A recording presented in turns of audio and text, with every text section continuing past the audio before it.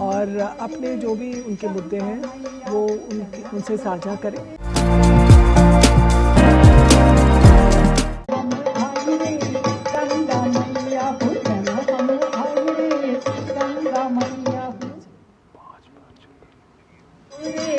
गंगा मैया हे गंगा मैया हो गंगा मैया हे गंगा मैया हो गंगा मैया भरनी गंगे अम्मा पूजन हम आई रे गंगा मैया पूजन हम आई रे गंगा मैया पूजन हम आई रे गंगा मैया पूजन हम आई रे गंगा मैया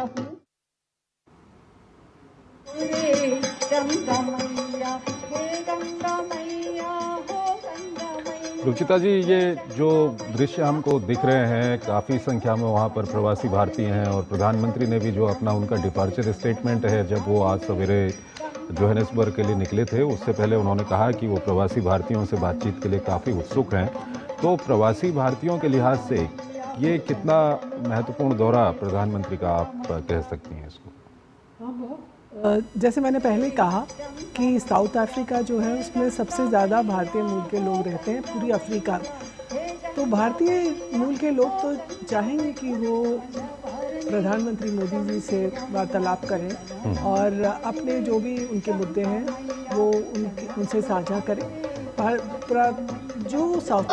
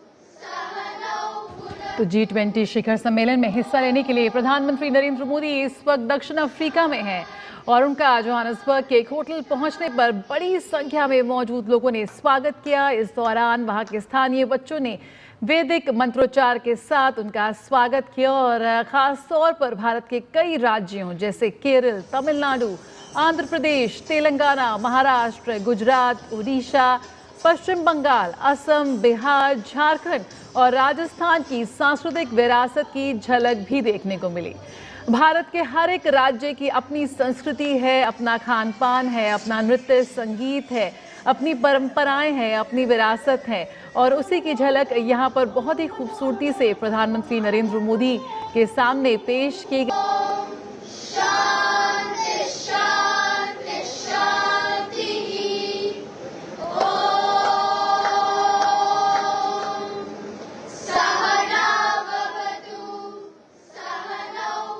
तो G20 शिखर सम्मेलन में हिस्सा लेने के लिए प्रधानमंत्री नरेंद्र मोदी इस वक्त दक्षिण अफ्रीका में हैं और उनका जोहानिसबर्ग के एक होटल पहुंचने पर बड़ी संख्या में मौजूद लोगों ने स्वागत किया। इस दौरान वहां के स्थानीय बच्चों ने वैदिक मंत्रोच्चार के साथ उनका स्वागत किया और खास तौर पर भारत के कई राज्यों जैसे केरल, तमिलनाडु, आंध्र प्रदेश, तेलंगाना, महाराष्ट्र, गुजरात, उड़ीसा, पश्चिम बंगाल, असम, बिहार, झारखंड और राजस्थान की सांस्कृतिक विरासत की झलक भी देखने को मिली। भारत के हर एक राज्य की अपनी संस्कृति है, अपना खान पान है, अपना नृत्य संगीत है, अपनी परंपराएं हैं, अपनी विरासत है और उसी की झलक यहाँ पर बहुत ही खूबसूरती से प्रधानमंत्री नरेंद्र मोदी के सामने पेश की गई। ये भारतवंशी हैं जो भारत से बेहद दूर हैं, लेकिन फिर भी अपनी संस्कृति, अपने नृत्य, अपने संगीत, अपने परंपराओं को बिल्कुल भी नहीं भूले हैं। और कितना खूबसूरत नज़ारा है कि जोहानिसबर्ग में भारत के इन विभिन्न राज्यों की कला संस्कृति को वहां पर देखने का मौका मिल रहा है प्रधानमंत्री नरेंद्र मोदी को। बिल्कुल एम्बेसडर भट्टाचार्य, आपसे जानना चाहेंगे क्योंकि हम अगर G20 की बात कर रहे हैं, G20 दक्षिण अफ्रीका में हो रहा है और प्रधानमंत्री दक्षिण अफ्रीका पहुंचे हुए हैं, तो भारत और दक्षिण अफ्रीका के देख रहे हैं कि विभिन्न राज्यों की छटा वहां पर देखने को मिल रही है और दक्षिण अफ्रीका की अगर हम बात करें तो करीबन 3% आबादी वहां पर भारतीय मूल के लोगों की है। क्या कुछ कहेंगे आप एम्बेसडर भट्टाचार्य? बहुत सालों से वहाँ पे हैं, लेकिन एक बहुत अहम भूमिका भी अदा करते हैं उसके इकोनॉमी में, उसके पॉलिटी में और सोसाइटी में भी। और हमारे जो प्रवासी हैं वहाँ पे, वो एक तरह से भारत से अलग नहीं हुए हैं, लेकिन वो लोग साउथ अफ्रीका भी आगे बढ़ाते हैं। बहुत सारे भारत के ऐसे लोग हैं, भारतवासी जो कि प्रवासी, जो कि बहुत उच्च स्तर पर भी काम करते हैं।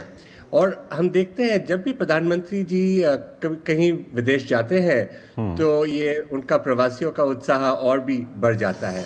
आपने सही कहा कि भारत और दक्षिण अफ्रीका का जो संबंध है वो बहुत ही निकट है, ऐतिहासिक है, इकोनॉमिक स्ट्रेंथ है। और इस बार आप देखेंगे कि सिरिल रामाफोसा, वो साउथ अफ्रीका के प्रेसिडेंट के साथ प्रधानमंत्री जी का जो अलग बातचीत होगी और इब्सा का बात होगा, इसमें हम लोग अपना बायलैटरल रिलेशंस का भी आगे बढ़ाने की बहुत बातचीत होगी। बिल्कुल रुचिता जी, हमने देखा ये तस्वीरें और शुरू में वैदिक मंत्रोच्चार के साथ शुरुआत हुई और उसमें भारत वंशी भी हैं और साथ में दक्षिण अफ्रीका का भी मुझे रिप्रेजेंटेशन दिखा। वो नन्हा सा बच्चा जो संस्कृत में ये मंत्रोच्चार कर रहा था। किस तरह से देखते हैं प्रधानमंत्री के नेतृत्व में भारत की कला संस्कृति आज वैश्विक मंच पर बहुत ज़्यादा फली फूली है, एक सॉफ्ट पावर के रूप में आज उभर कर सामने आई और उसी की झलक इस वक्त हमें देख रहे हैं, जो वहाँ मौजूद भारतवंशियों की खुद की जो उनकी शख्सियत है उसको भी मजबूती प्रदान करती है। सही कहा आपने, प्रधानमंत्री का जो इसमें उनका पारंपरिक भारतीय तरीके से जो है स्वागत किया गया है, चाहे नृत्य हो, चाहे वैदिक मंत्रों का उच्चारण हो। और ये लोग जो हैं वहाँ पे काफ़ी सालों से, मतलब काफ़ी सेंचुरीज से जो है भारतीय मूल के लोग वहाँ सेटल्ड हैं। चाहे वो इतने दशकों से कुछ जो है सेंचुरी से वहाँ पर रह रहे हैं, लेकिन वो भारतीय परंपरा को नहीं भूले हैं, भारतीय संस्कृति को नहीं भूले हैं। ये दर्शाता है। और इसमें सिर्फ भारतीय ही नहीं, जो अफ्रीकी मूल के लोग भी जो हैं वो भी भारतीय परंपरा को निभा रहे हैं और प्रधानमंत्री को दर्शा रहे हैं कि भारतीय परंपरा जो है वो एक प्राचीन परंपरा है और उससे जुड़ना जो है लाभकारी है। तो पूरे अगर आप अफ्रीका में देखें तो पूरे अफ्रीका में साउथ अफ्रीका जो है उसमें सबसे ज़्यादा भारतीय मूल के लोग रहते हैं और प्रधानमंत्री वहाँ पर पहुँचे। ठीक है मैडम, कुछ और दृश्य हम वहाँ के दिखाना चाहेंगे अपने दर्शकों को। हे गंगा मैया हो गंगा मैया, हे गंगा मैया हो गंगा मैया, भरनी गंगे अम्मा पूजन हम आज रे गंगा मैया।